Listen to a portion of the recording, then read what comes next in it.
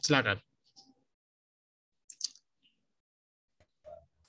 Yang tugas yang selanjutnya, Pak. Iya, tugas selanjutnya.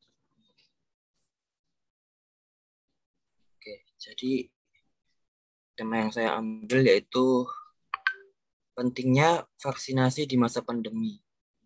Konsep kuncinya yaitu COVID-19, vaksinasi, dan bahaya tidak vaksin.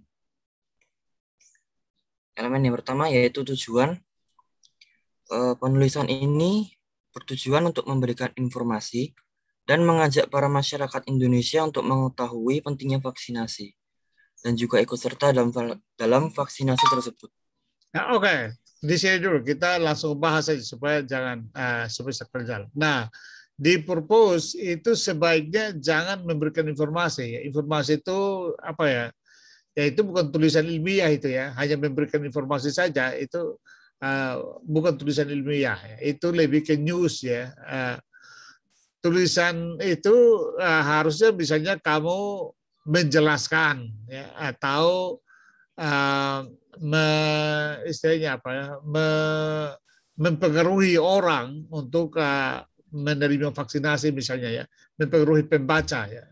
Jadi mensugesti pembaca agar supaya apa namanya, katakanlah melakukan atau menerima vaksinasi misalnya ya, atau membandingkan atau menganalisis ya, kata-kata untuk purposum seperti itu ya, tidak boleh karena memberikan informasi ini ya, ini cukup tulis di medsos sudah bisa deh ya. Ini butuh analisis ya, tulisan ilmu itu butuh analisis, butuh olah pikir ya. Jadi sekali lagi tujuan-tujuan yang kalian buat dalam tulisan tidak boleh hanya sekedar memberikan informasi.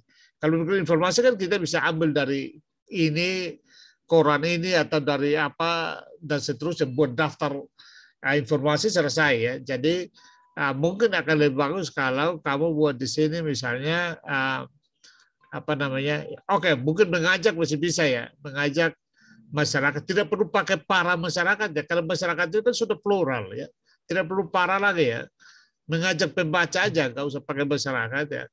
Nah, mengajak pembaca untuk mengetahui, ini siapa? Mengajak pembaca memahami, mungkin ya memahami, pentingnya vaksinasi. Ya, saya kira cuma itu ya, mengajak masyarakat memahami pentingnya vaksinasi dalam rangka mencegah COVID-19 misalnya ya. Sorry, ulang. Kamu bisa langsung perbaiki deh, langsung perbaiki aja daripada nanti sebentar kamu bikin salah lagi ya karena lupa yang saya bilang.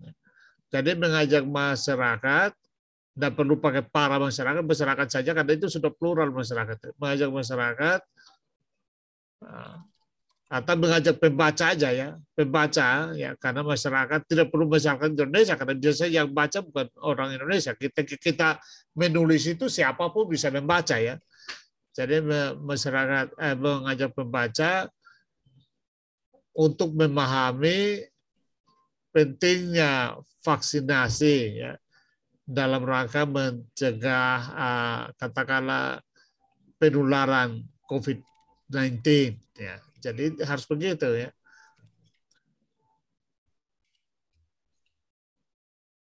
Ya memahami ya pentingnya vaksinasi. Nah, ini kan lebih clear kalau begini kan. Ini kan sudah bisa terbayangkan bagaimana menjawab pertanyaan kayak gini ya.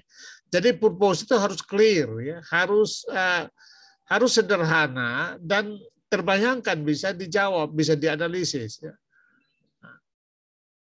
Jadi rumusannya bisa aja apa boleh juga ya. Jadi apa mengajak pembaca untuk memahami pentingnya vaksinasi dalam rangka mencegah penularan. Sudah, saya kira itu sudah. Lihat masuk ke question.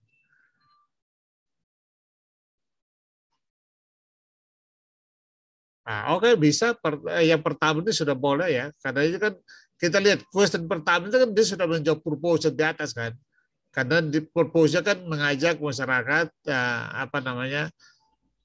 memahami perlunya atau pentingnya vaksinasi ya untuk pencegahan COVID ya. Jadi pertanyaan satu, mengapa vaksinasi perlu dan harus dilakukan? Oke lah, boleh begitu ya. Lalu yang kedua, apa yang terjadi kepada masyarakat apabila mereka tidak ikut serta dalam, nah ini juga masih bisa ya, masih bisa untuk menjawab pertanyaan purpose di atas ya, karena purpose kan masih berkaitan dengan ini ya. Apa yang terjadi pada masyarakat apabila tidak tidak ikut serta dalam vaksinasi ya. Jadi oke. Boleh ya, apa yang terjadi kepada masyarakat? Ya ini mungkin rumusannya diperbaiki, tapi intinya oke ya. Yang ketiga, apa yang terjadi apabila mereka sudah divaksinasi? Ya oke lah, saya kira 3 pertanyaan ini sendiri sudah bisa menjawab purpose. Ya. Nanti rumusannya diperbaiki sedikit ya, karena ini agak, tapi poinnya oke ya, poinnya saya kira 3 ini sudah oke. Nah kalau begini ya Sefufan, maka nanti dalam tulisannya kamu bikin subbahasan. Dan subbahasan pertama itu adalah untuk menjawab pertanyaan yang pertama. Subbahasan kedua untuk membahas pertanyaan kedua, dan subbahasan ketiga untuk membahas pertanyaan ketiga. Untuk melihat contoh buat tulisan utuh, itu kalian bisa lihat di opini Kompas. Kita pakai standar Kompas, standar yang terbaik supaya betul-betul menjadi penulis yang ya standar lah. Kita ingin seperti itu ya, masih sesuai kerja dan standar itu. Oke, saya kira question oke. Lanjut, kita lihat. Nah, ini ya, informasi itu adalah, harus ingat, informasi ini itu adalah data yang kita gunakan untuk menjawab pertanyaan di atas. Ya. Jadi kalau ada 3 pertanyaan di atas, maka pastikan dalam informasi itu, setiap pertanyaan di atas ada informasi di sini yang membantu kita untuk menjawab pertanyaannya. Ya. Nah, jadi misalnya, oke, pada tahun 11 kasus pertama COVID, oke ya. Nah, lalu informasi harus sumbernya dari mana kamu dapat ya. Tidak boleh walaupun kamu tahu, walaupun kamu sudah pernah baca, lalu kamu sampaikan, tetap kamu harus cari sumbernya, harus ada sumbernya. Tidak bisa hanya mengatakannya saja tanpa mencantumkan sumber. Ya. Jadi ini misalnya pada tahun 2019 kasus pertama corona, oke, itu kan semua sudah tahu sebenarnya ya. Tetapi sumbernya dari mana ini? Itu perlu ya. Cina diikuti oleh penyebaran di seluruh dunia. Sejumlah negara telah menerapkan, nah ini tidak ada sumbernya ya. Harus masuk sumbernya. Nah ini kan baru menjelaskan tentang terjadinya COVID. Lalu yang berikut, vaksin bukanlah obat, vaksin, dan seterusnya. Ini sumbernya juga dari mana? Ini harus ada sumber ya. Yang ketiga, tentu saja dikutip dari laman resmi masyarakat, apabila seorang tidak mendapatkan vaksin, maka dia tidak akan memiliki kekebalan. Oke. Yang ketiga juga oke, karena dia sudah sebut laman resmi Satgas COVID. Nah ini kamu harus lanjutkan dengan dalam kurung dikunjungi tanggal berapa ya. Itu perlu itu. Ini saya sekaligus mengajarin kalian menulis standar ilmiah ya. Jadi harus begitu dalam tulisan ilmiah, tidak boleh. Kalau tidak dilakukan maka dianggap kamu hanya beropini. Ya. Semua harus punya bukti. Jadi yang 3 ini oke. Nah kamu tulis itu dalam kurung dikunjungi. Kamu kunjungi laman penanganan COVID-19 itu tanggal berapa? Itu perlu dicantumkan karena ketika dilakukan verifikasi oleh pembaca misalnya dan tidak ketemu, ya itu bisa tetap sah karena kamu sudah bilang kamu kunjungi pada tanggal sekian ya. Mungkin besoknya informasi tidak ada lagi di situ. Jadi kalau orang verifikasi tidak ketemu, tapi kamu sudah bilang mau kamu kunjunginya tanggal sekian ya. Jadi harus ada itu. Nah, dari sini maka kalau kita lihat, coba turun sedikit lagi Sefufan. Sedikit saja, sedikit saja. Ya, cukup, cukup, cukup. Nah, kan di sini kan kita harus uji nih dengan standarnya. Ini kan elemennya, standarnya kan di sini kan.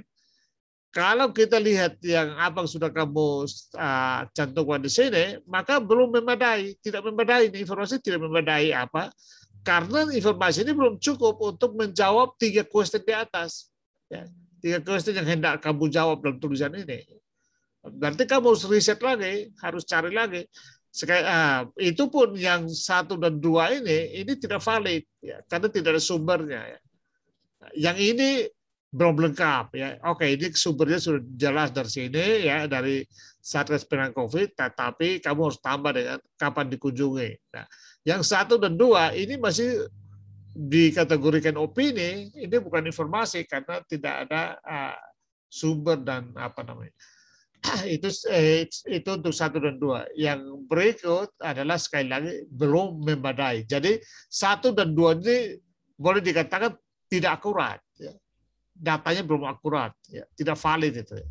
Nah, sumbernya tidak ada, tidak jelas, tidak kredibel. Ya. Ya. Kalau yang 3 sumbernya kredibel, tetapi kamu tidak lengkapi dengan kapan dikunjungi. Ya. Nah, lalu yang paling parah adalah belum memadai. Ya. Informasi yang kamu riset, kamu kumpulkan di sini belum memadai untuk menjawab 3 pertanyaan di atas. Oke, lanjut.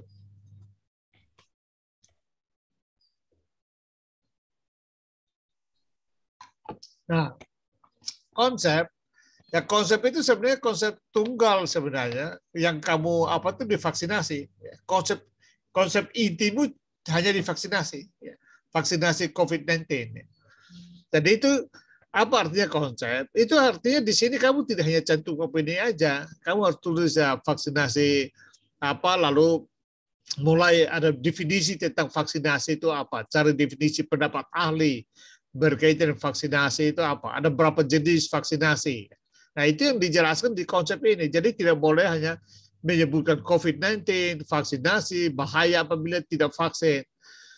Ya itu harus dijelaskan tambah, Cefufan. Jadi misalnya oke, bahaya apabila tidak divaksin itu boleh. Jadi di situ harus sampaikan pendapat para ahli di situ ya, berkaitan dengan bahaya tidak vaksin. Ya.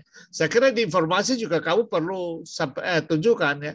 Jadi kalau di konsep itu secara teoritik kamu sampaikan, kalau di informasi kamu sampaikan yang muncul di informasi itu adalah apa namanya rentan, berapa jumlah orang yang rentan kalau tidak divaksin.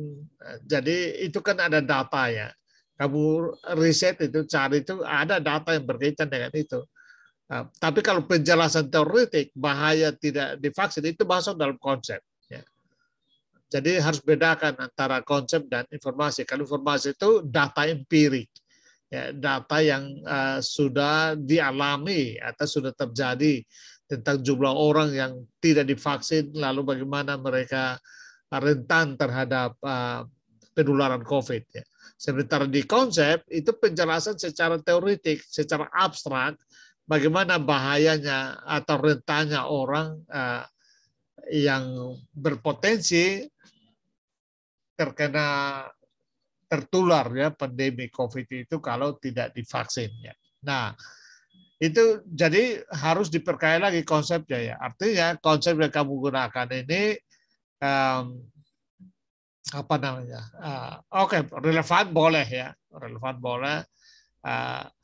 Akurat tapi belum berbeda, belum lengkap, tidak lengkap ya, karena kamu tidak menjelaskan, harus jelaskan secara keseluruhan. Kalau kamu sudah jelaskan lengkap di sini, waktu menulis itu kan tinggal copy paste sebenarnya, karena itu menulis itu sudah tinggal di rakit-rakit saja ya. Jadi informasi kamu lengkapi, konsep kamu lengkapi juga ya, supaya ini saling apa dan saling memperkuat ya dalam rangka poin utamanya adalah dalam rangka menjawab 3 question yang telah diajukan di atas ya. Jadi ini malah sangat membantu ya. Kamu tidak perlu cari informasi banyak-banyak, cukup cari yang bisa membantu kamu untuk menjawab 3 pertanyaan di atas. Oke, lanjut. Ini sudah konsep, kita lanjut ke berikut. Asumsi, mari kita periksa asumsi. Asumsi, vaksin dapat mencegah penyakit menular, termasuk terhadap influenza musim. Oke. Asumsi itu artinya ini yang kamu yakini, ya. Ini yang kamu yakini sehingga kamu membangun argumen dalam tulisan ini, ya. Nah, jadi apakah benar kamu yakin bahwa vaksin dapat mencegah penyakit menular, termasuk influenza musiman dan seterusnya, ya. Itu oke, ya. Kalau ini keyakinanmu, saya juga setuju, ya, karena itu asumsimu. Yang berikut, banyaknya orang yang meninggal saat ini bersamaan dengan informasi meningkatnya penyebaran COVID. Sepintas memang masuk akal, namun belum tentu orang yang meninggal tersebut diakibatkan oleh COVID. Saya kira ini juga, ya. Kalau kamu yakin ini, saya juga oke, ya. Yang berikut, COVID-19 menyebar dengan mudah antara orang-orang yang melakukan kontak dekat atau melalui batuk, ya, kebanyakan orang yang terinfeksi menderita gejala seperti apa. Nah, ini asumsi ini ya tidak terkait dengan fokusmu, ya. Misalnya kalau begini, fokusmu kan lebih ke orang yang rentan kena tertular kalau tidak vaksin, ya. Jadi harus masuk ke asumsi-asumsi yang berkaitan dengan kalau orang tidak vaksin maka dia berpotensi kena banyak, tertular, ya. Nah, itu perlu masuk. Menurut saya asumsi yang ketiga ini tidak terlalu tepat, ya, berkaitan dengan yang kamu tulis, karena fokusmu lebih kepada vaksin supaya orang vaksin, karena kalau tidak vaksin rentan tertular, ya. Oke, ya. Jadi yang ketiga ini menurut saya buang saja atau kamu perbaiki, ya, supaya berkaitan dengan orang vaksin, ya. Yang keempat, jika minimal 2/3 populasi memiliki antibodi dengan vaksin, maka dirasa efektif. Nah, saya kira 4 ini yang oke, ya. Saya kira 3 dihapus saja. Yang 4 ini sudah kuat, ya, karena dia mengaitkan dengan antibodi dan vaksin. Oke. Yang kelima, tujuan vaksin adalah untuk memberikan kekebalan spesifik. Oke, saya kira 4 saya setuju, ya. Oke, 4 ini sudah cukup kuat sebagai asumsi. Asumsi itu adalah keyakinan kita dalam membangun proposisi atau dalam membangun argumen, dan dia dilihat sebagai penjembatan, ya, antara informasi dengan kesimpulan, ya. Jadi asumsi ini sudah mengarah kepada inferensi yang akan diambil. Jadi saya kira kamu sudah baik, ya, kesimpulan sudah oke. Lanjut.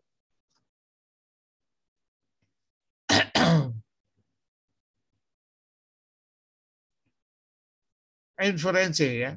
Jadi mengapa perlu diadakannya vaksin adalah untuk memperkuat kekebalan tubuh kita, karena dilaporkan orang tidak melakukan vaksin hampir 5 kali lebih mudah. Nah, ini oke, ini kuat, ya.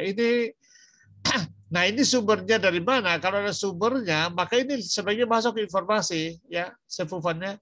Ini informasi bagus ini karena dia berkaitan dengan pertanyaan yang tidak kamu jawab, kan gitu, ya. Jadi kalau ini ada sumbernya, itu masukkan ke informasi, ya. Karena ini kuat. Nah, ini belum bisa disebut inferensi, ya. Sekali lagi, inferensi adalah jawaban tegas terhadap pertanyaan, ya. Jadi kalau ada 3 pertanyaan, maka inferensinya harus ada tiga inferensi, 3 kesimpulan. Setiap pertanyaan harus ada kesimpulannya. Karena kesimpulan adalah jawaban tegas terhadap pertanyaan, ya. Dan jawaban terhadap pertanyaan itu harus didukung oleh informasi atau data, ya, di bagian elemen informasi itu, ya. Jadi itu semua klop, saling menyambung, ya. Tidak boleh terpisah. Informasinya begini, kesimpulannya lari ke lain. Kesimpulan harus didukung oleh informasi, ya. Seperti itu, ya. Jadi sekali lagi, karena ada 3 pertanyaan, maka harus ada informasi-informasi. Di bagian informasi itu harus kamu riset, mendapatkan informasi yang cukup untuk menjawab 3 pertanyaan itu, ya. Lalu di kesimpulan harus ada minimal tiga kesimpulan. Setiap pertanyaan harus ada kesimpulannya, ya, dalam satu kesimpulan. Jadi pertanyaan 1 harus ada di kesimpulan 1. Pertanyaan 2 harus ada di kesimpulan 2, ya. Dan pertanyaan 3 harus ada di kesimpulan 3 ya. Oke, lanjut.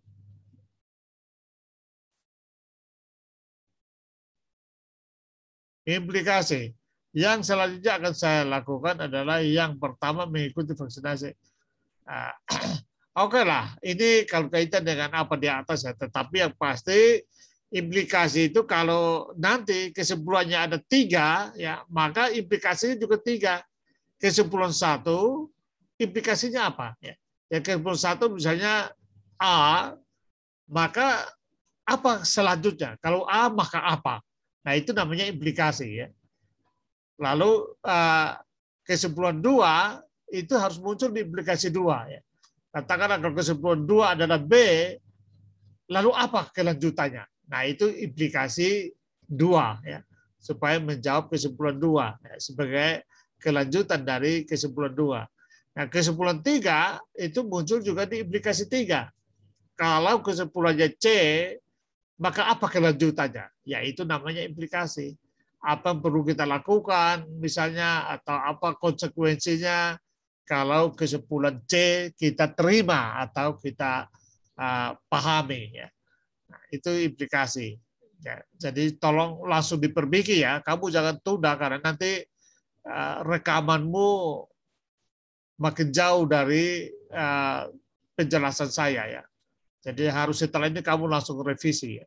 Kalau perlu revisi langsung konsultasi lagi dengan saya supaya pastikan sesuai. Karena yang sudah saya kasih masukan ini, kalau kamu sudah revisi sesuai dengan masukan saya, lalu kamu buat tulisan, saya yakin itu sudah bagus ya. Oke, lanjut.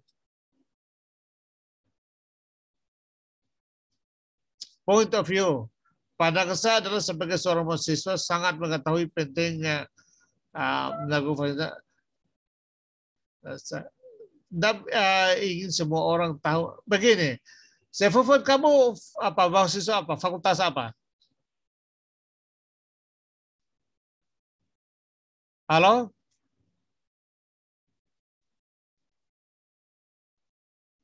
Ekonomi dan bisnis, Pak. Ekonomi dan bisnis. Nah ini mahasiswa FEB. Nah ini kan kamu harus cari sudut pandang yang berkaitan ya, atau yang katakanlah mementaskan kamu untuk membahas topik ini ya. Karena kalau dari segi pendekatan fakultas, ya, kamu tidak layak membahas ini ya. Orang FEB kok membahas vaksin ya. Nah, jadi mari kita lihat. Pada saya adalah sebagai seorang mahasiswa sangat mengetahui dari mana kamu tahu, kamu sangat mengetahui kayak pakar aja kamu ya. Kayak pakar vaksin aja ya. Pentingnya melakukan vaksin. Maka dari itu saya ingin agar semua orang tahu, mengetahui bahaya yang ditimbulkan apabila tidak. Apakah kamu pernah terkena COVID atau tidak? Kamu pernah nggak, Sefufan?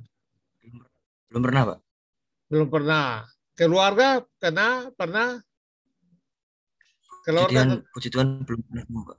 Keluarga atau teman? Kalau teman mungkin ada, Pak. Oh, oke. Artinya kamu tidak tahu persis ya. Nah, jadi bisa saja kamu mungkin ya kamu lebih masuk ke lebih pas untuk kamu tulis saja misalnya kamu mahasiswa UKSW, nggak usah bilang mahasiswa FEB karena tidak nyambung ya dengan vaksin ini ya. Kamu tulis misalnya mahasiswa UKSW, jadi sudut pandangmu adalah mahasiswa UKSW, lalu misalnya pemerhati ya, mungkin ya, pemerhati COVID-19, barangkali itu lebih tepat ya. Nah, jadi katakanlah kamu menulis dari sudut pandang sebagai seorang mahasiswa dan pemerhati ya, itu bisa ya. Jadi kalau pemerhati ya bisa-bisa saja kan dia berkepentingan untuk mengingatkan orang supaya terima vaksin ya, agar supaya bisa katakanlah terbentuk ya herd community itu ya, kesehatan komunitas, kekebalan komunitas ya, sehingga kita bisa hidup normal. Saya kira itu wajar itu kalau Jadi saya kira lebih pas itu ya sebagai mahasiswa UKSW dan pemerhati COVID-19. Saya kira itu lebih baik ya. Itu saja. Nah, jadi apa namanya point of view cuma itu aja, nggak usah tambah dengan lain-lain itu nggak usah. Cukup di situ aja ya. Nah karena apa? Supaya orang melihat ya atribut ini kan biasa ini kan dalam tulisan itu kan nama lalu penjelasan tentang siapa penulis itu kan. Dan nanti di dalam tulisanmu judulnya lalu dibajurkan nama kamu dengan penjelasan tambahan ya mahasiswa sesuai dan pemerhati ya, COVID-19 misalnya kayak gitu ya. Nah cukup, yang lain hapus saja sudah. Ya. Setelah itu kamu sudah bisa tulis ya lengkapi ya. Jadi sekarang yang harus kamu lakukan adalah lengkapi informasinya ya supaya betul-betul memastikan kamu bisa menjawab 3 question yang kamu ajukan itu, lalu nanti didukung oleh konsep yang lengkap ya, lalu kesimpulan itu sekali lagi adalah jawaban tegas terhadap question dan juga interpretasi terhadap informasi atau data yang digunakan. Ya. Hapus saja yang lain itu, sangat mengetahui dan macam-macam itu hapus saja itu. Nah, oke, saya kira itu. Silakan. Baik, Pak.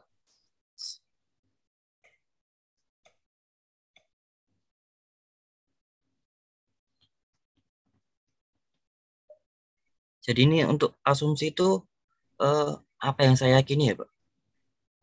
Ya, asumsi itu adalah apa yang kamu yakini. Dan kamu cek lagi, kalau memang ini yang kamu yakini, ya sudah, oke, itu sudah sah jadi asumsi, tidak masalah lagi. Soalnya saya sebelumnya berpikir bahwa asumsi itu kayak dugaan atau opini gitu, Pak. Dugaan atau? Opini. Ya, tapi sebenarnya dugaan atau opini yang kuat sebenarnya ya. Jadi itu menjadi keyakinan kamu juga ya. Itu bisa dipahami juga dugaan atau opini, tetapi itu adalah keyakinan kamu. Nah, jadi kamu cek lagi apakah benar ini yang kamu yakini, opini ini juga kamu yakini, ya oke, berarti sudah sah sebagai asumsi. Silakan, apa lagi? Lebih ke konsep sih, Pak. Masih bingung kayak nentuin konsepnya. Nah, konsepnya itu memang sebenarnya konsep utamanya adalah vaksinasi. Nah, karena vaksinasi, maka yang kamu jelaskan di situ adalah berbagai jenis vaksinasi. Kan ada tuh jenis vaksinasi kan. Nah, di Indonesia ada berapa jenis vaksinasi yang ada itu? Ya, itu yang kamu bahas di situ.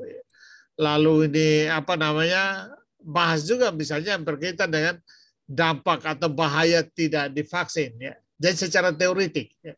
Nah, beda dengan informasi. Karena informasi itu dia bicara soal korban-korban berapa yang meninggal karena belum divaksin misalnya, atau mungkin ada juga data yang sudah divaksin tapi tetap kena juga, itu apa. Jadi dia berbicara data, kalau di informasi bicara data. Kalau di konsep dia bicara soal penjelasan abstrak, penjelasan logis ya tentang katakanlah tidak divaksin kaitannya dengan potensi terkena pandemi COVID itu ya. Itu penjelasan logis dari para ahli atau teori-teori yang berkaitan dengan vaksinasi, jenis-jenis vaksinasi, itu ada dijelaskan di teori ya. Di konsep ya maksudnya ya. Bisa juga kamu jelaskan definisi apa itu pengertian COVID-19 itu apa sih itu? Ya, bisa juga jelaskan sedikit itu karena itu konsep ya. Jadi berikan definisi atau cari pengertian tentang COVID-19, ya, itu perlu juga dimunculkan di situ. Sudah paham atau apa lagi yang belum dipahami? Silakan. Mungkin sejauh ini masih itu sih, Pak. Masih apa? Sudah sedikit memahami. Kamu perbaiki aja, nanti kalau bisa konsultasi lagi kan. Jadi kamu perbaiki lengkapi, nanti bisa konsultasi lagi. Baik, Pak. Ada lagi? Mungkin cukup, Pak. Oke. Terima kasih. Kalau begitu kamu ya siapa lagi yang berikut yang mau presentasi? Saya kira kalau Anda ambil kesempatan presentasi, Anda beruntung. Siapa? Todi, Pak. Todi, silakan Todi. Sefufan tolong over hostnya ke Todi. Kan? Terima kasih untuk waktu yang diberikan. Di sini saya mengangkat judul dari critical writing, yaitu masyarakat yang menganggap kalau COVID tidak berbahaya. Yang pertama, apakah tujuan tulisan saya untuk menginformasikan kepada pembaca tentang bahaya yang ditimbulkan dari COVID dan cara mengedukasi masyarakat tentang bahaya COVID. Oke. Langsung saja ya. Oke, judulnya yang saya kira tidak menarik ya. Jadi ini juga masuk untuk semua ya, termasuk Sefufan. Tadi saya tidak begitu cek judul harus menarik ya. Judul kalian baca aja judul. Kalau judul-judul yang tidak menarik, ini kan sekali lagi ini standar untuk penulisan artikel ya, artikel makanya standarnya tulisan Kompas itu ya. Lihat critical readingnya itu kan saya ambil dari Kompas. Maksud supaya kalian dapat gambaran ya. Jadi bayangkan kalian menulis itu sama seperti yang latihan critical reading itu kan. Itu kan saya ambil dari Kompas, tulisan-tulisan dari Kompas. Jadi bayangkan tulisan kamu akan ke situ. Modelnya kayak itu ya. Nah, mulai dari judul itu sudah harus menarik ya. Jadi judul ini masyarakat yang menganggap kalau COVID tidak bahaya, apa itu ya? Ini judul ini tidak menggambarkan sesuatu menarik ya. Misalnya kalau kamu lebih akan menarik kalau misalnya kamu buat judul misalnya benarkah COVID tidak berbahaya? Misalnya kayak gitu. Judulnya tanda tanya, itu kan buat orang tertarik ya. Judul itu harus membuat orang tertarik untuk membacanya. Kalau judul kamu seperti ini, orang tidak tertarik. Tapi misalnya judulnya langsung aja tulis pakai tanda tanya ya. Benarkah COVID-19 tidak berbahaya? Nah, itu kan judul itu kan lebih lebih benar. Kamu perbaiki aja sudah ya, judulnya kayak gitu. Ganti dengan kalimat tanya tadi, benarkah COVID-19 tidak berbahaya? Gitu. Jadi dari judul itu lalu kita masuk ke purpose ya. Jadi menginformasikan kepada pembaca tentang bahaya yang ditimbulkan dari COVID dan cara mengedukasi masyarakat tentang bahaya COVID. Saya kira ini sudah purpose-nya sudah ya, tidak masalah ya. Mungkin menjelaskan lebih bagus ya. Jadi menginformasikan ini terlalu rendah ya. Ya mungkin menjelaskan ya. Ya saya kira menjelaskan lebih bagus ya. Nah, jadi ganti kata menjelaskan dengan menginformasikan dengan menjelaskannya.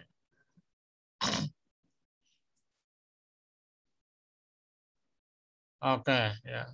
Jadi kepada masyarakat tentang bahaya yang ditimbulkan COVID dan cara mengedukasi. Nah ingat di kesimpulan itu sudah menggambarkan ada 2 kan begitu ya. Nah kita lihat di question. Di question kita lihat. Sorry, kita kembali ke atas dulu ya. Kita kembali ke atas dulu supaya saya tunjukin. Nah ini ya. Nah purpose seperti ini kalau kita lihat ke standarnya clear, saya kira sudah clear ya. Logis, logicalness, logis ya. Apakah ada hal baru di situ, novelty? Nah ini yang kita saya kira masih diperdebatkan, tetapi lah bisa dianggap begitu ya. Ada hal kebaruan di situ ya. Nah, bisakah saya kira ini sudah ya. Nah sekarang kita lanjut ke question. Ya. Question pertama, mengapa masyarakat menganggap COVID tidak berbahaya? Bagaimana cara coba kita lihat di purpose bukan, coba lihat ulang ke purpose dulu ya. Ini supaya kalian paham yang dimaksud dengan bagaimana question itu harus relevan dengan purpose. Nah, kalau kita dibaca dari purpose ini, yaitu menjelaskan kepada pembaca tentang bahaya yang ditimbulkan dari COVID dan cara mengedukasinya, dari purpose ini sudah jelas ada dua yang harus kamu kerjakan. Yang pertama, menjelaskan tentang bahaya yang ditimbulkan oleh COVID, dan yang kedua, menjelaskan cara-cara mengedukasi masyarakat tentang bahaya COVID, kan gitu ya. Nah, seharusnya dua ini tinggal diganti ke bentuk pertanyaan. Jadi pertanyaan pertama adalah bagaimana bahaya COVID, ya, bahaya ditimbulkan oleh COVID, kan gitu ya. Oke, berarti jadi bagaimana, atau kamu mau menjawab pertanyaan mengapa masyarakat? Jangan dihapus dulu, kita lihat aja dulu ya. Kembalikan. Kita bisa membahas itu kalau sesuai dengan rumusan purpose ya, maka harusnya ada di sini adalah menjelaskan kepada pembaca tentang bahaya COVID, kan gitu ya, bahaya ditimbulkan COVID. Tapi di sini kamu buat purpose mengapa masyarakat menganggap COVID tidak berbahaya. Nah, kita lihat dulu apakah ini nyambung atau tidak dengan purpose. Menjelaskan mengapa membaca tentang bahaya. Oke, bisa saja ini, tapi ini artinya ini di sini sudah terlihat asumsimu ada di sini ya, si Michael ya, Todi. Ini sudah dari cara merumuskan nomor 1 ini sudah terlihat apa yang kamu asumsikan. Artinya apa? Ini sekaligus kalian semua belajar tentang apa itu asumsi ya. Nah, dari rumusan pernyataan mengapa masyarakat menganggap COVID tidak berbahaya, itu artinya Todi meyakini bahwa kebanyakan masyarakat itu menganggap COVID tidak berbahaya. Itu yang diyakini oleh Todi. Ya. Jadi dengan keyakinan itulah Todi lalu membuat tulisan ini. Karena itu rumusan pertanyaannya adalah mengapa masyarakat menganggap COVID tidak berbahaya. Nah, saya kira ini boleh. Question pertama boleh. Dia bisa menjawab purpose yang di atas, yaitu menjelaskan kepada pembaca tentang bahaya yang ditimbulkan oleh COVID. Boleh, saya kira boleh. Yang kedua, bagaimana cara mengedukasi masyarakat tentang COVID. Saya kira ya. Jadi kalian perhatikan, question yang dirumuskan oleh Todi itu dia, kalau kita lihat, dia relevan. Ya. Kita lihat di sini kan ini. Di standar, ya kita lihat clear. Apakah clear? Ya clear. Ya, karena sudah jelas. Ya, dua pertanyaan yang singkat dan jelas. Ya. Apakah relevan? Ya relevan. Karena apa? Kita lihat konsultasikan ke purpose, maka dua pertanyaannya benar-benar akan membantu kita untuk mencapai purpose ya. Jadi menunjukkan ada relevansi antara question dengan purpose ya. Oke, ini bagus ya. Apakah menjawab sebuah problem? Saya kira juga ya, menjawab problem, karena problemnya sejumlah masyarakat memang seperti tidak percaya bahwa COVID berbahaya. Karena itu kita lihat ya, banyak yang tidak prokes ya, seolah meremehkan COVID ya. Saya kira oke ya. Sampai question sudah oke. Silakan kita lanjut ke berikut. Informasi. Oke, nah ini bagus ya. Survei median. Ya, ini bagus ya. Jadi informasinya sudah ini kuat ini ya. Informasi pertama kuat ya, survei median bahwa 39,6% masyarakat anggap COVID biasanya. Bagus ya. Ini sangat kuat. Informasi sangat kuat karena apa? Kalau kita perhatikan, dia berkaitan dengan masalah yang hendak dibahas oleh Todi ya. Berkaitan dengan pertanyaan yang diajukan untuk menjawab Jadi informasi ini akan membantu untuk menjawab pertanyaannya ya. Ya. Lalu yang berikut, menurut pakar informatika Roy Surya, masyarakat mudah termakan hoax karena adanya pergantian kabinet dan seterusnya. Oke, ini boleh ya. Kita lanjut.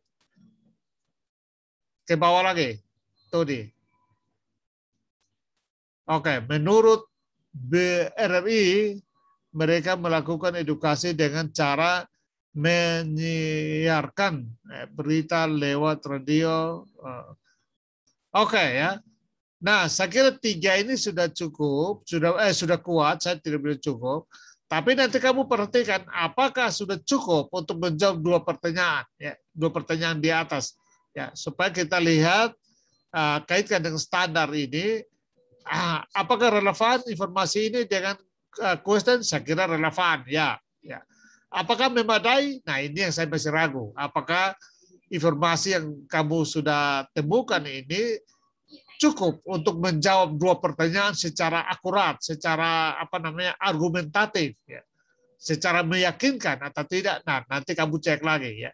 Nah, kalau belum, maka kamu harus cari lagi, riset lagi, cari informasi untuk makin memperkuat, ya, memperkuat jawaban terhadap pertanyaan-pertanyaan yang hendak diteliti. Ya, jadi saya ragukan di memadainya, ya, tapi relevan, oke. Akurat, saya juga yakin 3 yang kamu ajukan ini cukup akurat, ya. Apakah sumber kredibel? Mari kita lihat. Survei Median, saya kira Median juga kredibel, ya. Kalau Roy Surya, pakar informatika, oke, ya, karena dia pakar informatika. RRI juga lembaga yang lembaga negara, ya. Jadi saya kira kredibel, ya. Hasil penelitian, ya, ada hasil penelitian di survei Median itu. Nah, menurut saya memadainya yang saya masih ragukan, ya. Karena itu Todi kamu cek lagi, mungkin kamu perlu tambah informasi, ya. Karena menurut saya belum memadai, belum cukup kuat untuk menjawab pertanyaan. Karena satu pertanyaan itu dia butuh paling tidak 2 informasi, ya. Kalau 1 informasi saja itu belum kuat. Oke, lanjut ke konsep. Konsep, ya, COVID, bahaya ditimbulkan oleh COVID. Oke, ya, saya kira konsep juga oke. Tinggal kamu harus jelaskan tambah. Jadi kan kamu sebut-sebut saja tapi tidak jelaskan. Harus dijelaskan COVID itu apa? COVID-19 terutama, ya, karena COVID itu banyak, ya. Jadi COVID-19 itu yang kamu menjelaskan, artinya definisikan apa itu COVID-19, ya. Mungkin sedikit tentang sejarahnya boleh di sini, ya. Lalu bahaya apa saja yang ditemukan COVID itu dijelaskan juga, ya, bahayanya itu. Jadi pendapat ahli tentang bahaya yang ditemukan COVID, ya, itu dijelaskan. Lalu edukasi masyarakat, bentuk-bentuk edukasi, ya, itu dijelaskan di dalam konsep ini, ya. Nah, sehingga itu lengkap, tidak boleh hanya lepas-lepas, harus lengkap. Karena apa? Nanti kalau kamu nulis tinggal copy paste aja kan, kalau sudah lengkap, ya. Nah, itu maksudnya, ya. Jadi di konsep itu harus lengkap, ya. Saya setuju, ya, 3 ini konsep intinya memang adalah bahaya COVID-19 sebenarnya, ya. Tetapi kemudian kamu rumuskan konsep pendukung, ya, karena berkaitan dengan rumusan permasalahan, maka ada bahaya dan timbulkan edukasi, ya. Jadi jenis edukasi masyarakat, misalnya bagaimana cara edukasi masyarakat secara teoretik. Nah, itu carilah pendapat ahli untuk masukkan di sini. Itu yang disebut dengan konsep. Oke. Sabar, kita lihat. Apakah relevan? Saya kira 3 yang kamu ajukan itu relevan, ya, dengan tujuan dan question. Saya kira oke. Akurat, tidak bias, itu bisa saja, ya. Tapi menurut saya belum memadai. Asumsi COVID merupakan salah satu penyakit yang berbahaya karena dapat kita lihat sendiri bahwa banyak orang. Oke, asumsi tidak masalah, ya. Asumsi adalah apa yang kamu yakini, ya. Dan tadi saya sudah sampaikan tadi itu yang di rumusan question itu juga mengandung asumsi kamu, ya. Kamu yakin bahwa banyak orang yang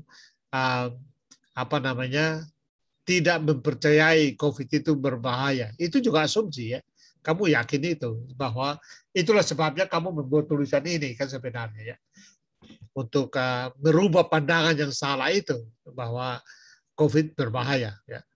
Yang berikut, edukasi masyarakat dapat dilakukan dengan cara pemerintah melalui aparat pemerintah. Nah, ini malah bukan keyakinan, ini bukan asumsi, ini sudah masuk ke kata-kata yang mengandung kesimpulan sebenarnya, ya.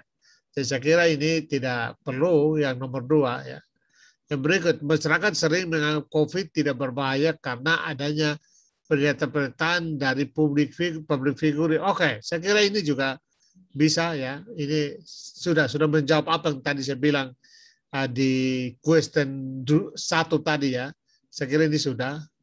Lalu begitu ada orang yang beranggapan bahwa COVID adalah flu biasa. Oke, ya. Saya kira boleh, ya. Sudah, asumsi oke. Nah, kita lihat apakah asumsi relevan? Saya kira relevan, ya.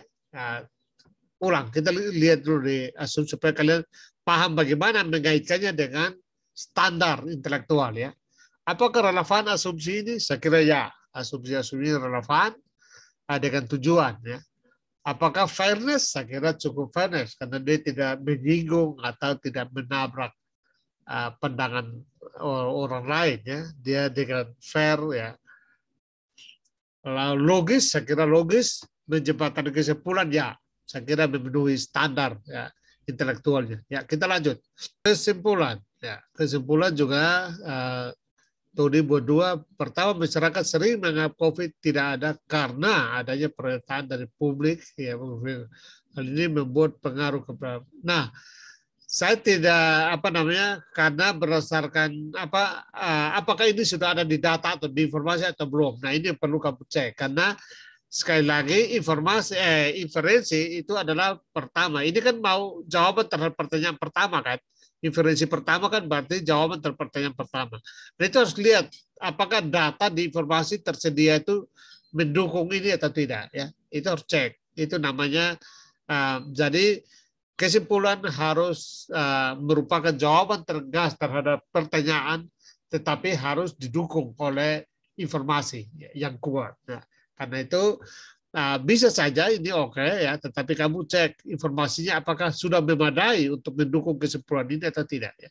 Kalau tidak, kamu harus cari lagi informasi karena misalnya apakah ini pernyataan public figure ini satu-satunya yang mempengaruhi pandangan masyarakat itu. Nah, ini yang harus dicek, ya. Sebab dugaan saya bukan satu-satunya, karena itu kamu cari riset lagi di informasi untuk dapatkan informasi yang lebih kaya. Yang kedua, edukasi kepada tentang COVID dapat dilakukan dengan berbagai hal. Misalnya, jadi secara logis itu inferensinya yang dibuat oleh Tony sudah bagus, ya, karena dia ada dua pertanyaan lalu langsung ada dua inferensi, ya. Inferensi pertama untuk menjawab pertanyaan yang pertama, inferensi kedua untuk menjawab pertanyaan yang kedua, ya. Apakah inferensi ini, kesimpulan-kesimpulan ini sudah kuat atau belum? Ya, sangat tergantung dari informasi, karena seperti tadi saya katakan, informasi menurut saya belum memadai, ya. Karena itu harus riset lagi untuk memperkaya lagi informasinya supaya kesimpulannya menjadi lebih kuat, ya. Nah, yang kedua, saya ingatkan kesimpulan itu adalah begini. Saya sering menggunakan pengandaian ini, ya. Jadi kalau informasi itu kita andaikan dengan katakanlah bahan-bahan masakan, ya, misalnya informasi bahan masakannya adalah sayur bayam, ada ayam, daging ayam, ya, ada bawang putih, bawang merah, ya, dan macam-macam lagi, ya, apa saja, ya. Nah, itu namanya informasi, itu bahan dasar, informasi adalah bahan dasar. Kesimpulan adalah tes dari masakannya itu, makanannya itu, hasil masakannya itu namanya kesimpulan. Jadi di kesimpulan itu kita tidak bicara lagi, misalnya kesimpulannya adalah bahwa katakanlah menu ini dibuat dari sayur bayam, daging ayam, bawang putih, bukan itu, ya. Itu namanya berikas kembali informasi, ya. Yang dijelaskan di kesimpulan adalah tes dari makanan masakan itu, ya. Tesnya kayak apa, tekstur masakan, tampilan masakannya kayak apa. Itu yang dijelaskan di kesimpulan. Jadi itu salah. Kesimpulan bukanlah ringkasan dari apa yang kita bahas. Mereka kesimpulan adalah yang tadi saya sudah disebutkan, jawaban tegas terhadap pertanyaan dan interpretasi terhadap informasi yang digunakan. Atau analoginya yang saya sudah berikan tadi dengan bahan masakan dan hasil masakannya. Nah, tapi secara logis, Tony sudah kerjakan dengan tepat sekali, ya. Oke, kita lanjut. Nah, kita lihat relevan, kita lihat di standarnya relevan, ya relevan, ya. Lalu apakah fairness? Saya kira juga tidak ada masalah ya, fairness, logis ya, mendalam. Nah ini saya ragukan. Kesimpulan ini belum mendalam menurut saya ya.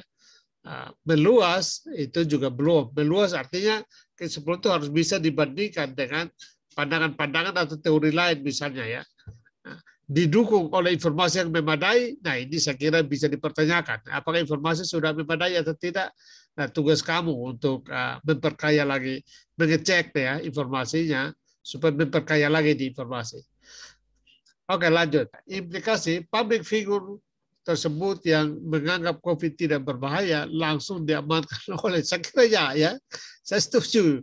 Ya, kalau implikasi, kalau kesimpulannya tadi bahwa jadi begini, catatannya kalau kesimpulannya benar tadi bahwa masyarakat katakanlah menganggap COVID tidak berbahaya karena dipengaruhi oleh public figure-nya, maka implikasi yang dibuat Tony benar menurut saya ya, yaitu bahwa public figure tersebut ya yang menganggap COVID tidak berbahaya itu harus langsung diamankan oleh aparat, artinya harus ada sanksi hukum ya supaya dia tidak menyebarkan katakanlah kebohongan yang mempengaruhi masyarakat sehingga masyarakat menolak COVID lalu akan berpengaruh terhadap penyebaran pandemi dalam masyarakat ya. Jadi dari segi struktur logis ini benar. Kesimpulannya seperti ini, maka implikasinya begini. Ini tepat sekali yang dibuat oleh Tony. Yang kedua, sudah banyak yang dilakukan oleh aparat seperti polisi yang melakukan sosialisasi berjalan dengan mobil pengeras suara. Nah, apakah ini oke? Ini juga secara logis oke ya. Jadi ini implikasi dari kesimpulan dua ya, oke ya. Saya kira fairness, standarnya fairness oke, aplikatif oke juga, saya setuju. Nah, saya kira masalahnya secara keseluruhan Tony adalah menurut saya informasinya belum memadai ya. Informasinya belum memadai sehingga menurut saya implikasinya ini ya kesimpulannya ya belum kuat ya. Benar kesimpulannya kamu pun benar, tetapi sangat minimalis ya. Menurut saya masih sangat minimalis.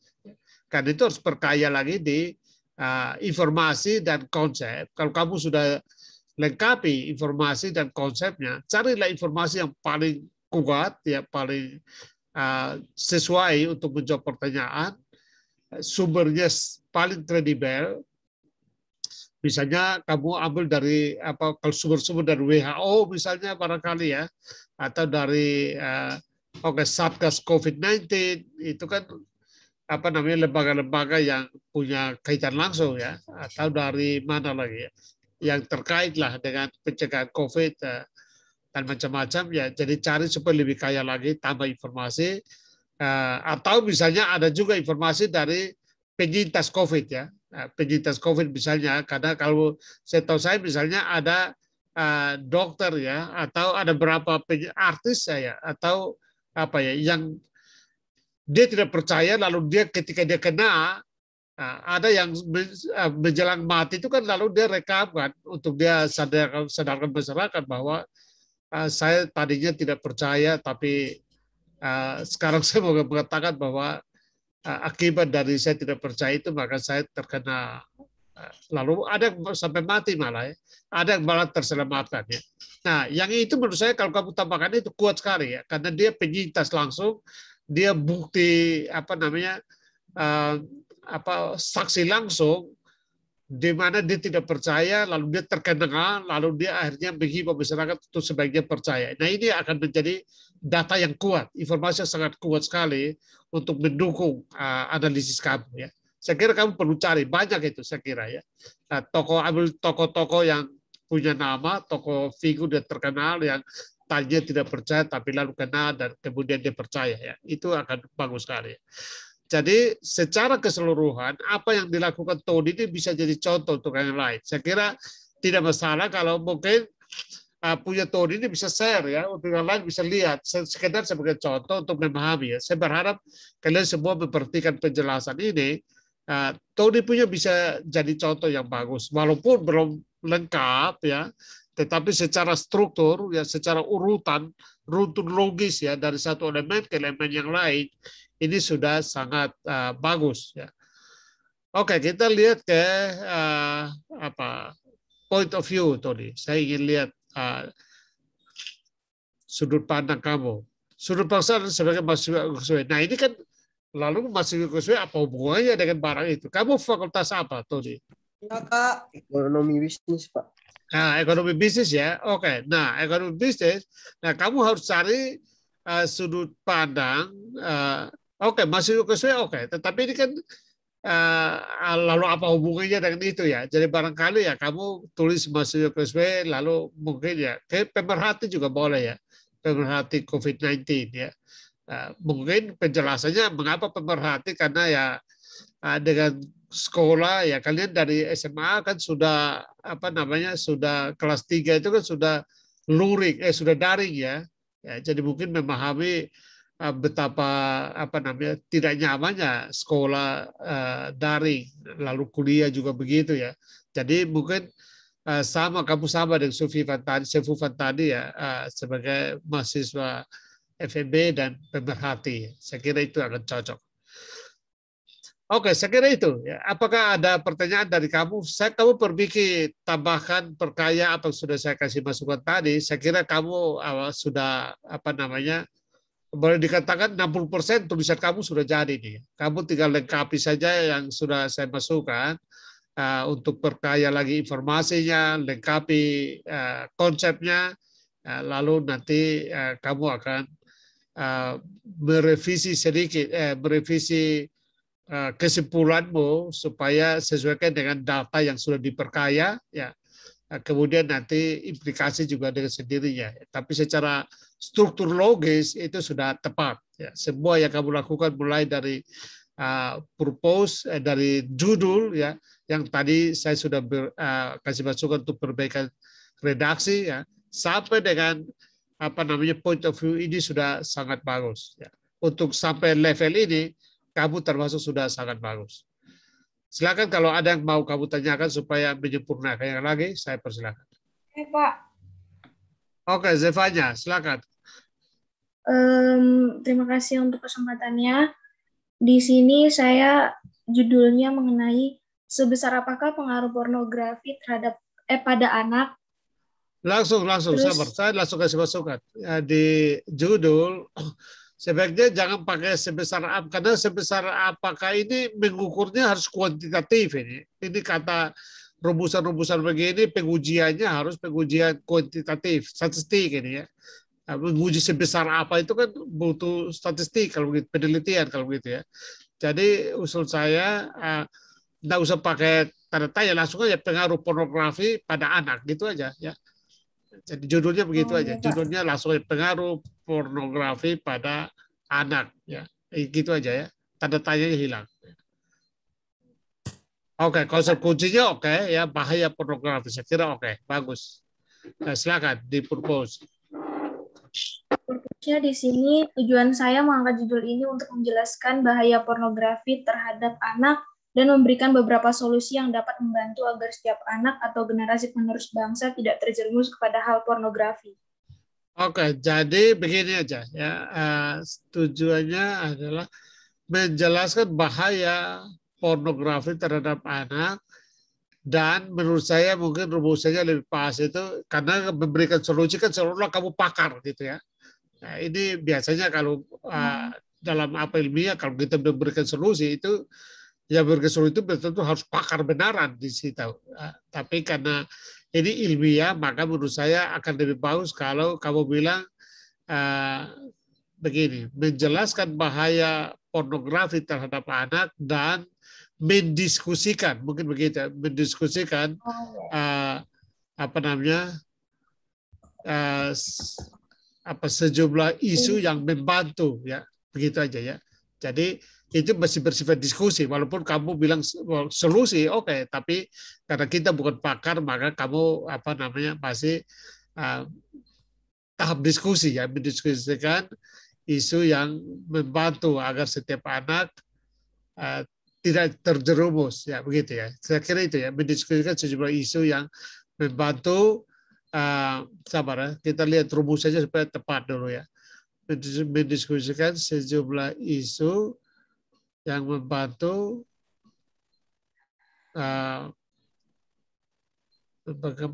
agar terhindar saja ya, membantu agar terhindar dari bahaya pornografi. Kira-kira begitu aja ya.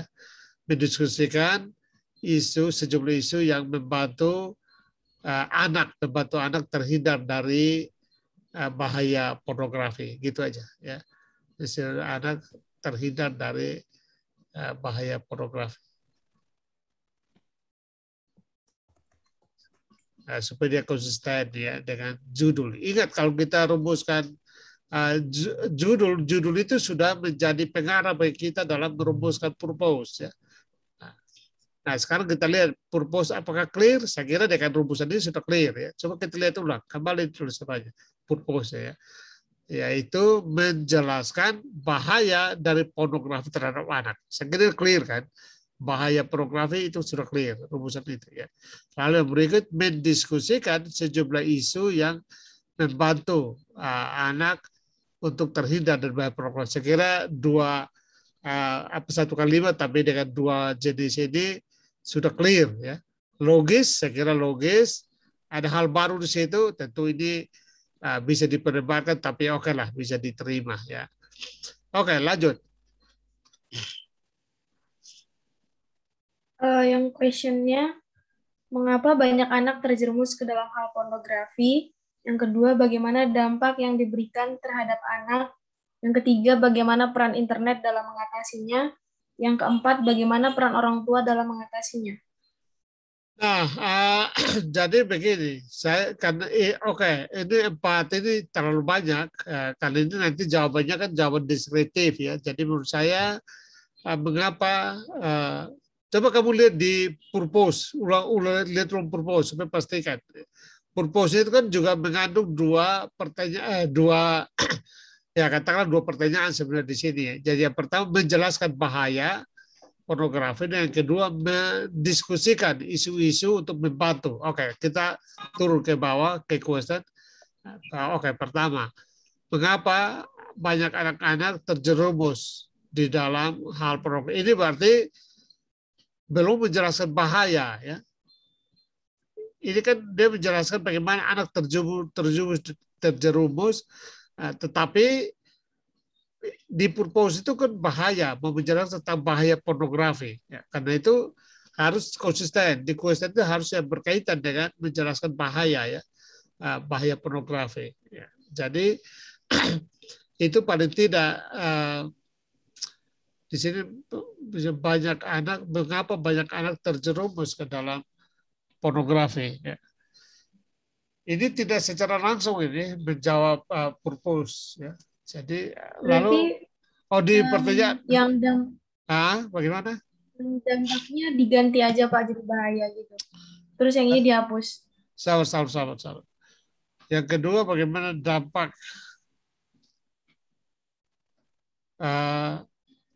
menurut saya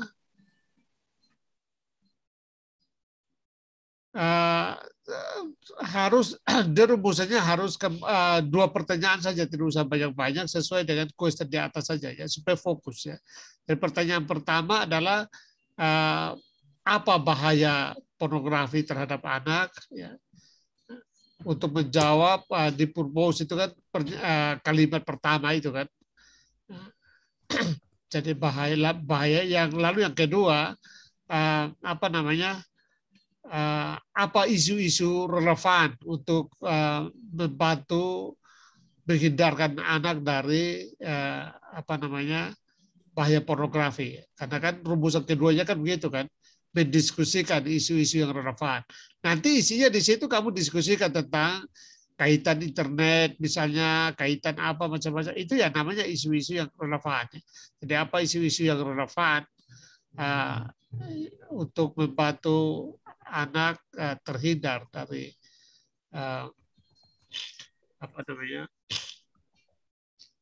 bahaya COVID. Nah, kalau questionnya begini, maka sudah cocok dengan purpose ya. Jadi harus ingat bahwa karena kalau purpose-nya lain, lalu rumusan questionnya lain dari purpose, maka nanti kita bisa bahas dalam kesimpulan, kita bisa menjawab question, tetapi purpose tidak tercapai karena rumusnya berbeda antara question dan purpose. Padahal itu harus relevan. Makanya di dalam standar intelektualnya question harus relevan dengan purpose. Nah, kalau ini sudah, saya kira sudah ya. Clear, oke. Relevan, oke. Nah, sekarang informasi. Silakan.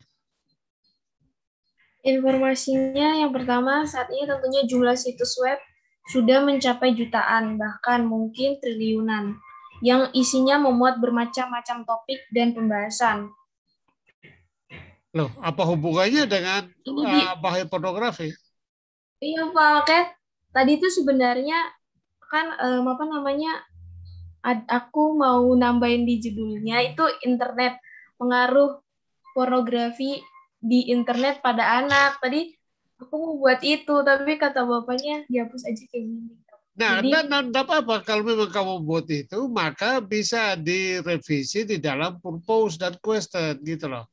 Tidak masalah kalau kamu inginnya begitu. Kalau lebih kayak bahaya internet dalam pornografi, ya itu lebih lebih langsung lagi, lebih strike lagi kan, itu lebih baik kalau kamu memang mau fokus kepada membahas. Gitu.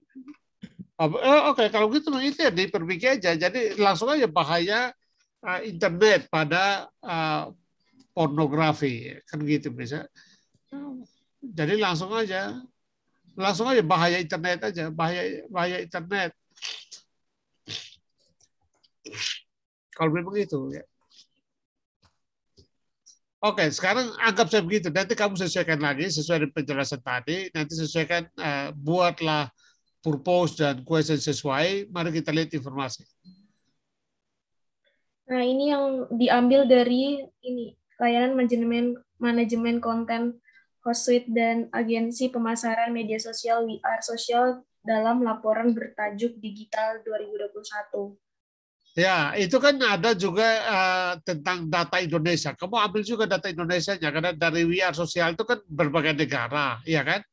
Nah, sehingga ada data Indonesia-nya juga. Kamu ambil, kalau memang kamu tulis ini untuk konteks Indonesia. Tapi kalau untuk dunia ya oke, hanya saya khawatir untuk dunia kamu tidak bisa karena data penguasaan data terlalu besar ya.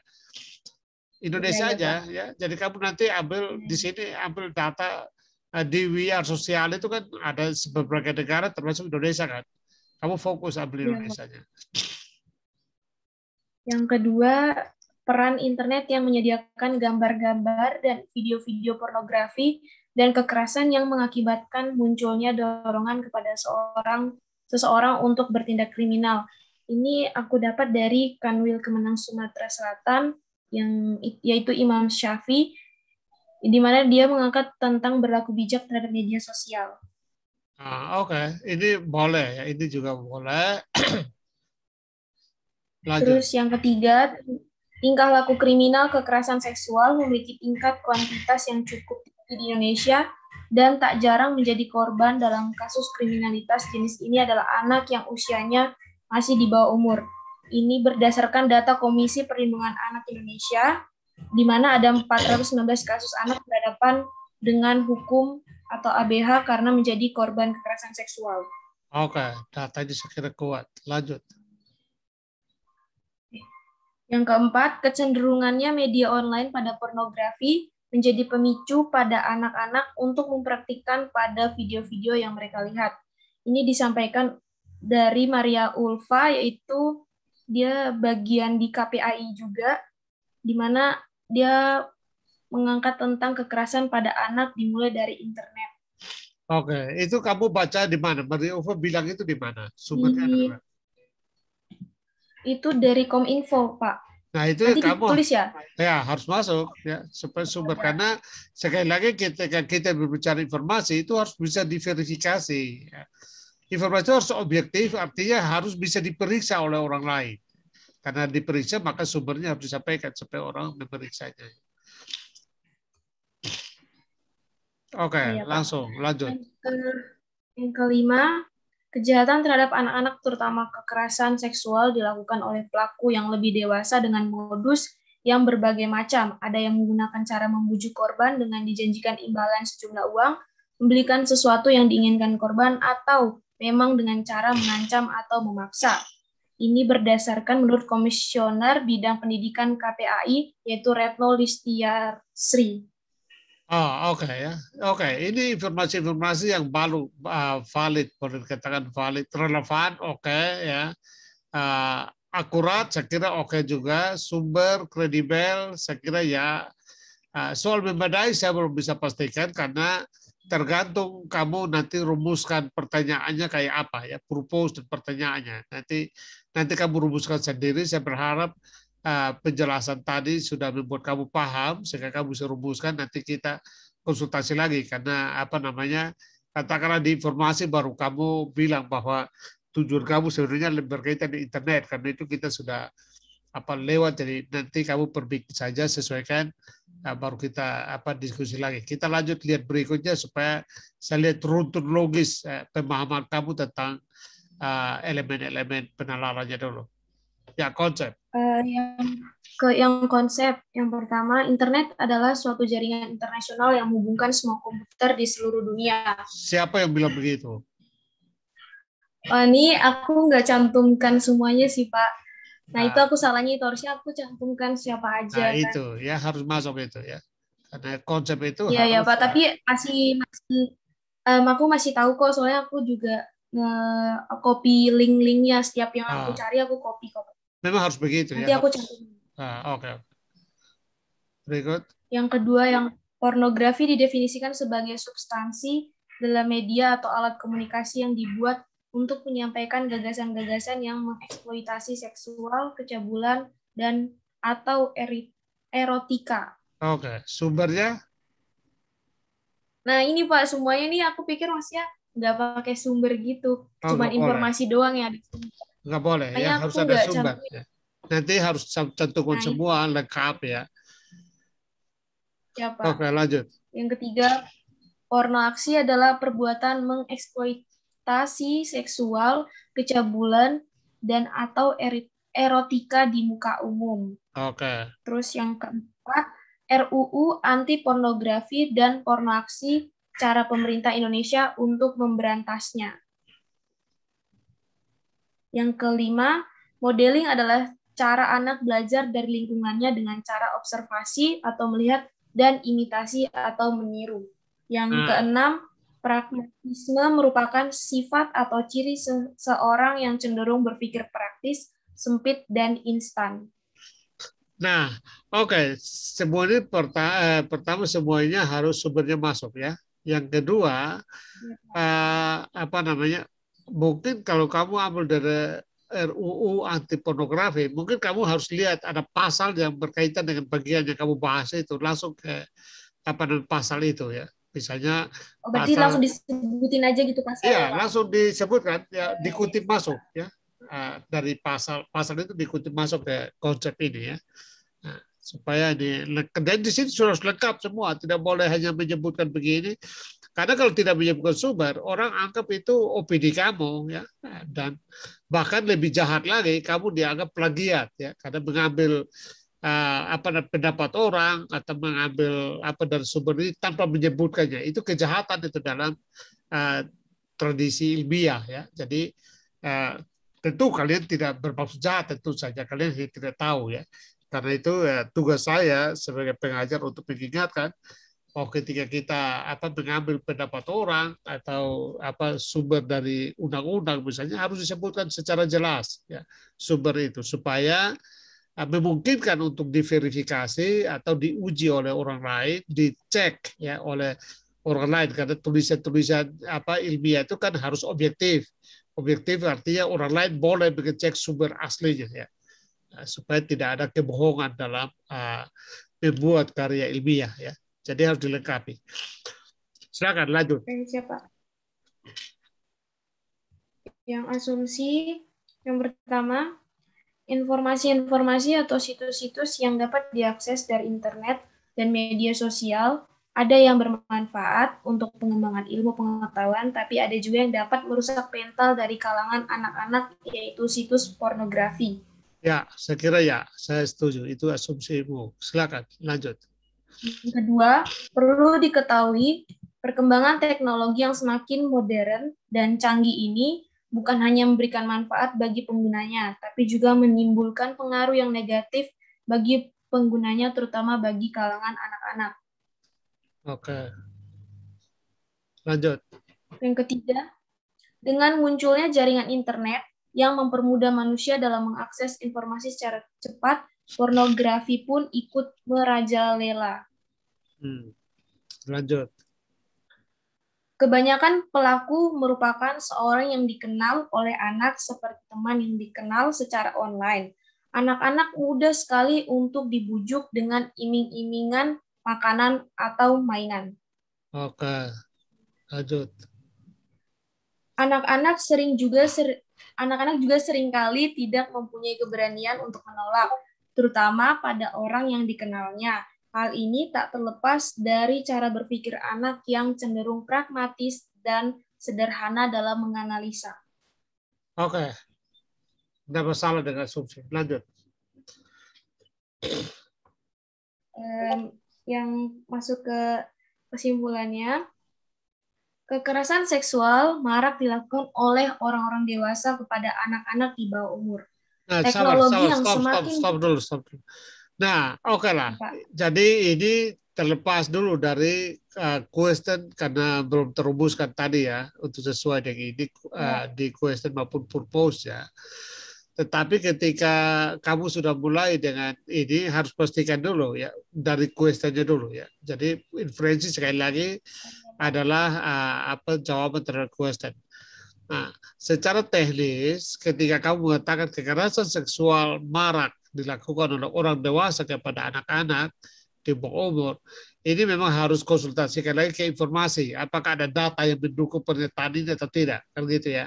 Ini supaya hanya memberikan pemahaman saja.